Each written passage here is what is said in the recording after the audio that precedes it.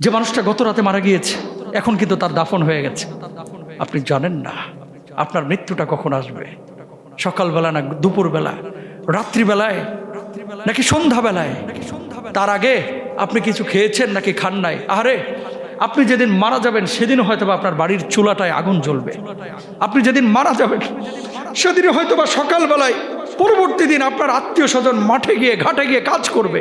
আপনি যেদিন মারা যাবেন তার কয়েকদিন পরে আপনার স্ত্রীও কিন্তু স্বাভাবিক খানা দানা খাবে। আপনি যেদিন মারা যাবেন আপনার সন্তানটাও কিন্তু এক সপ্তাহ পরে স্কুলে যাওয়া শুরু করবে। আপনি মারা যাবেন আপনার আশপাশের মানুষগুলো প্রথম 2-3 দিন আপনার জন্য হা হতাশ করবে, এরপরে কিন্তু মানুষগুলো আপনাকে ভুলে যাবে। ও কলিজার টুকরা ভাইয়েরা আমার, মৃত্যু নিয়ে আমরা কেন আমরা উদাসীন, কেন আমরা গাফেল? চোখটা তো প্রতি রাত্রেই বন্ধ করেন, প্রত্যেকটা রাত্রেই তো চোখটাকে বন্ধ করেন। আপনি কি চিন্তা করেন না, আরে কত মানুষ চোখটাকে বন্ধ করলো আর চোখটাকে খুলতে পারলো না? আরে আপনি কি চিন্তা করেন না, কত মানুষ রাত্রিবেলায় ঘুম থেকে উঠে এই ঘুমটা তার শেষ ঘুম হয়ে গেল? আপনি কি চিন্তা করেন না, আপনার বাবাটা ঈদের সময় আপনার সাথে একসাথে নামাজ পড়েছে, আজকে সেই বাবাটা গোরস্থানে শুয়ে আছে? আপনি চিন্তা করেন না যে মানুষগুলো আপনার সাথে দিন রাত একসাথে কাটিয়েছে, সে মানুষগুলো আজকে আপনি মারা যাওয়ার পরে কিছুক্ষণ পরে 2 দিন 4 দিন 5 দিন পরে ভুলে যাবে? একটা বারকে আপনি কল্পনা করেন না? আপনি কি চিন্তা করেন না? একটু চিন্তা করেন। দুনিয়া বড় কঠিন, গোটা দুনিয়ার সিস্টেমটাই, নিজামটাই হচ্ছে ধোঁকাবাজির নিজাম। এবং দুনিয়া, এজন্য আল্লাহ তাআলা বলেছেন ওমাল হায়াতুদ দুনিয়া ইল্লা মাতাউল গুরুর, যে পার্থিব জীবনটা হচ্ছে একটা ধোঁকার জীবন। আল্লাহু আকবার বলেন। তাহলে কি করতে হবে সুন্দর মৃত্যুর জন্য, ভালো মৃত্যুর জন্য? আমাদের করণীয় কি? প্রিয় ভাইরা আমার, ভালো মৃত্যুর জন্য সাহাবী রিদওয়ানুল্লাহি আনহুম আজমাইন যেভাবে প্রস্তুত নিয়েছেন, সব সময় মৃত্যুকে স্মরণ করতে হবে। সাহাবীরা এভাবে শিখেছেন। আল্লাহর হাবিব সাল্লাল্লাহু আলাইহি ওয়াসাল্লাম বলছেন আকসিরু যিকরা হাযিমিল লাযযাত। আল্লাহর হাবিব বলছেন তোমরা বেশি বেশি মৃত্যুকে স্মরণ করো। আমার নবীজির জীবনে কোনো গুনাহ ছিল না। ওয়াল্লাহি লা আস্তাগফিরুল্লাহ ওয়া আতুবু ইলাইহি আকতার মিন 70 মাররাত। আমার নবীর জীবনে কোনো গুনাহ নাই, নবীজি জীবনে কোনো গুনাহ করেন নাই। আমার নবী নিষ্পাপ ছিলেন, আমার নবীর জীবনে কোনো গুনাহ ছিল না, কিন্তু আমার নবী প্রতিদিন 70 বারের বেশি তওবা করেছে।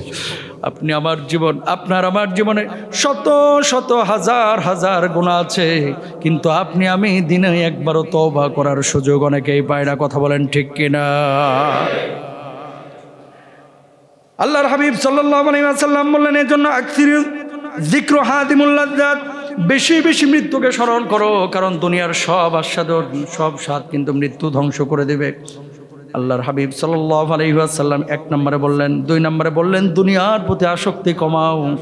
কুন ফিদ দুনিয়া কাআন্নাকা গরীবুন আও আবিরু সাবিলিন। বলুন আল্লাহু আকবার।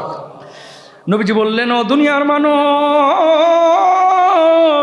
শোনো, দুনিয়ার জিন্দেগিতে এমন ভাবে তুমি থাকো যেন তুমি একজন পথিক, যেন একজন মুসাফির, অথবা একজন অপরিচিত ব্যক্তি।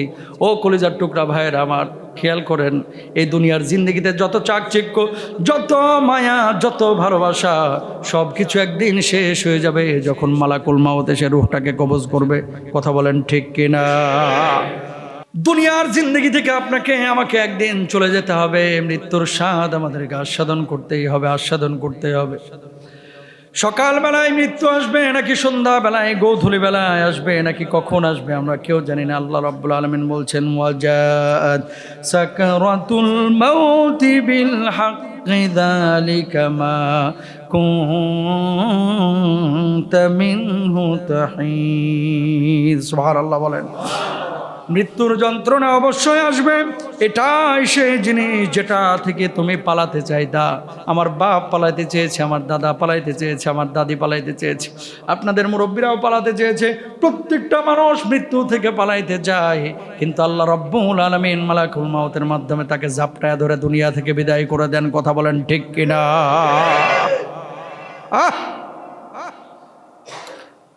আমি একটি আয়াত তেলাওয়াত করেছি, আয়াতটি হচ্ছে সূরা কফের 19 নম্বর আয়াত, যে আয়াতে আল্লাহ সুবহানাহু ওয়া তাআলা বলছেন ওয়াজাআত সাকরাতুল মাউতি বিল হক, যালিকা মা কুনতা মিনহু তাহিদ। সুবহানাল্লাহ বলেন। মৃত্যুর যন্ত্রণা এটা আমাদেরকে ভোগ করতে হবে, মৃত্যুর স্বাদ আমাদেরকে আস্বাদন করতেই হবে ভাই। কেউ কোনো আওয়াজ করবেন না, চুপ করে বসে কথাগুলো, দামি কথাগুলো মনোযোগ দিয়ে শুনবেন। এখানে যারা আছেন কারো পয়সা বেশি, কারো পয়সা কম, কেউ আপনারা আছেন এই এলাকায় থাকেন, কেউ থাকেন বাইরে। মৌত যেদিন চলে আসবে, সকাল না বিকাল, সন্ধ্যায় না গোধূলিতে, গরমকালে নাকি শীতকালে, এটা কিন্তু আমরা কেউ জানি। এই জন্য আল্লাহ রাব্বুল আলামিন বলছেন কুল্লু নাফসিন যায়িকাতুল মাউত।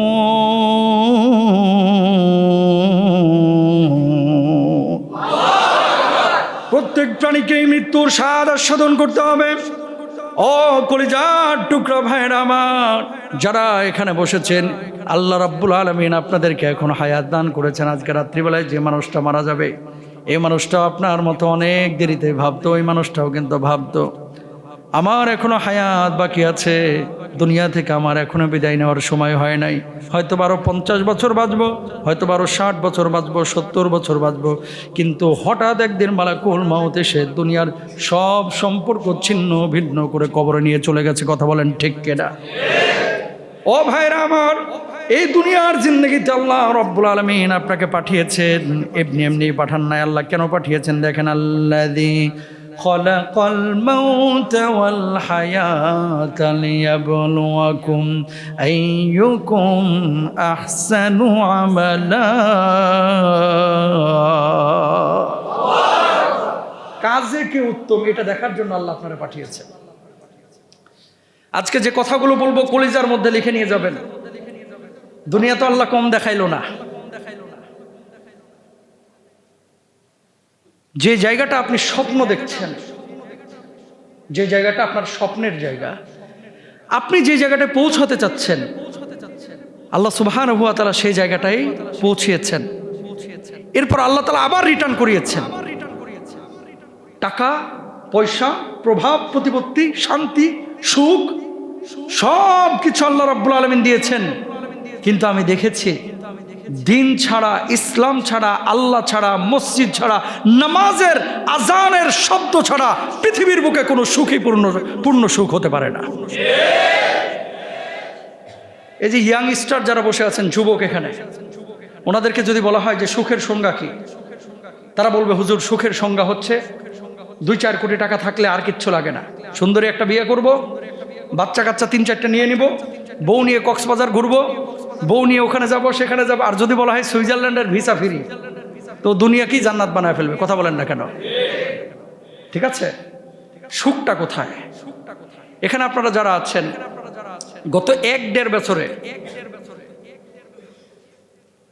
পাসপোর্টে ইউরোপের ভিসাও আসছে, ইংল্যান্ডের আসছে, মিশরের আসছে, সৌদি আরব আসছে। এখন কতগুলো দেশ যে সফর হয়েছে আমি ভুলে গেছি, ও মাথায়ও নাই। এয়ারপোর্টগুলো তো আলহামদুলিল্লাহ সাভার বাস স্ট্যান্ডের মতো ইউজ হয়ে গেছে, মুখস্থ হয়ে গেছে। বলার উদ্দেশ্য, আপনারা প্রত্যেকেই ধোকার মধ্যে আছেন, প্রত্যেকেই ধোকার মধ্যে আছেন। কেন? প্রত্যেকটা মানুষের টার্গেট যে আমার ছেলেটা যদি বুয়েটে পড়ে, মেয়েটা যদি বিশ্ববিদ্যালয়ে পড়ে, তাহলেই হয়তো বা সফল। ছেলেটা যদি পুলিশের একটা চাকরি পেয়ে যায়, মেয়েটা যদি একটা সরকারি চাকরি পেয়ে যায়, তাহলেই হয়তো বা সফল। যে আপনাকে বলছি, আপনার মতো এমন স্বপ্ন দেখা হাজার হাজার মানুষ দেখলাম, যাদের ছেলে মেয়েরা অক্সফোর্ডে পড়ে, যাদের ছেলে মেয়েরা ক্যামব্রিজে পড়ে, যাদের ছেলে মেয়েদেরকে আমি নিজে দেখেছি, একসাথে বসেছি, একসাথে খেয়েছি, কিন্তু বাপ মার কোনো খোঁজ খবর রাখে না। এটাকে সুখ বলে না, এটা ধোঁকাবাজি, ধোঁকাবাজি, ধোঁকাবাজি। কথা বলেন ঠিক কেন? অক্সফোর্ডের উপরে কোনো বিশ্ববিদ্যালয় আছে? বুঝেন নাই মনে হয় কথা। অক্সফোর্ডে কারা পড়ে? পৃথিবীর ক্রিমগুলো পড়ে, পৃথিবীর, নট বাংলাদেশ। গোটা পৃথিবীর সেরা স্টুডেন্টগুলো পড়ে কোথায়? এবং সেই অক্সফোর্ডে এমন স্টুডেন্টও পেয়েছি, আল্লাহকে চিনে গিয়েছে। এই বড় দাড়ি, জুব্বা টুপি, দেখে মনে হবে যে মাদ্রাসার হুজুর, মনে হয় ধান টান কালেকশন করতে এসে গ্রাম থেকে, অথচ অক্সফোর্ডে গ্র্যাজুয়েশন করা। সারা রাত দাঁড়িয়ে দাঁড়িয়ে ইস্কন মসজিদে কিয়ামুল লাইল করেছে। তার মানে কি বোঝা যায়? দিনের মধ্যেই সুখ, ইসলামের মধ্যেই সুখ, আল্লাহওয়ালাদের মধ্যেই সুখ। কোরআনের মধ্যে সুখ। দিনহীন মানুষ কখনো সুখী হতে পারে না, পারে না, পারে না, ঠিক কিনা? এখন যখন আপনার ভিতরে দিন চলে আসবে, মৃত্যুটা সহজ হবে, মৃত্যুটা